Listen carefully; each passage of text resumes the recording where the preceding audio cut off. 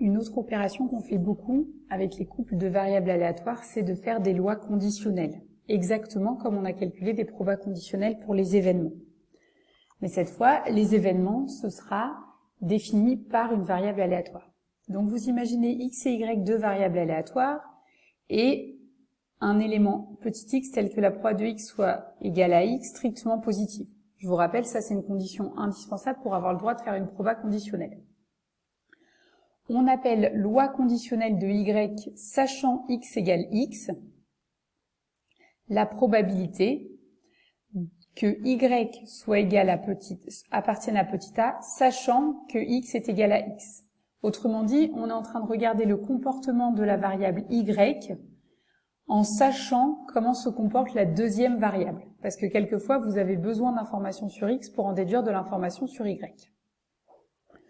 Je vous montre sur l'exemple 10. Donc x représente un nombre choisi au hasard entre 1 et 2n. Donc x suit une loi uniforme sur 1, 2n, sur l'ensemble 1, 2n. Quelle est la loi conditionnelle de x, sachant l'événement x inférieur ou égal à n?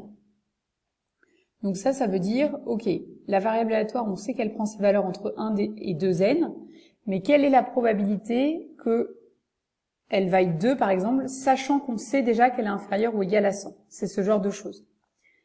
Typiquement, ça c'est par exemple, ok, ça fait déjà un quart d'heure que j'attends le bus, quelle est la probabilité qu'il arrive dans les 3 minutes?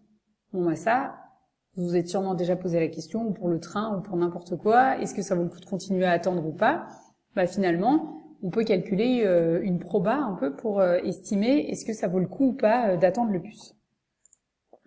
Alors je vous montre sur l'exemple 10. Donc déjà, c'est une notation pour une variable aléatoire. C'est la variable aléatoire qui prend les valeurs de petit x, sachant que x est inférieur ou égal à n. Donc du coup, cette variable aléatoire, elle prend ses valeurs entre 1 et petit n, puisque c'est sachant x inférieur ou égal à n. Ensuite, pour chacune de ces valeurs, on calcule la probabilité que x soit égal à k, sachant x inférieur ou égal à n. Vous pouvez appliquer la formule que vous connaissez pour les probas conditionnels. Donc c'est proba de l'intersection divisé par proba de l'événement par lequel on a fait le conditionnement, entre guillemets. Et ensuite, on calcule les deux probas séparément. Alors la proba pour que x soit égal à k et qu'en même temps x soit inférieur ou égal à n. Bah, c'est la proba que x soit égal à k, puisque l'intersection des deux événements, c'est celui-ci. Et au dénominateur, la proba que x soit inférieur ou égal à n, eh bien c'est la somme sur toutes les valeurs plus petites que n de la proba que x soit égal à i. Puisque cet événement-là, on peut l'écrire comme l'union de tous les singletons i pour i compris entre 1 et n. Alors proba que x soit égal à k, puisque x suit une loi uniforme sur 1, 2n, la proba c'est 1 sur 2n.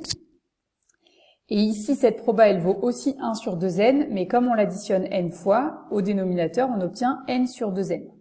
Ça se simplifie, on obtient 1 sur n.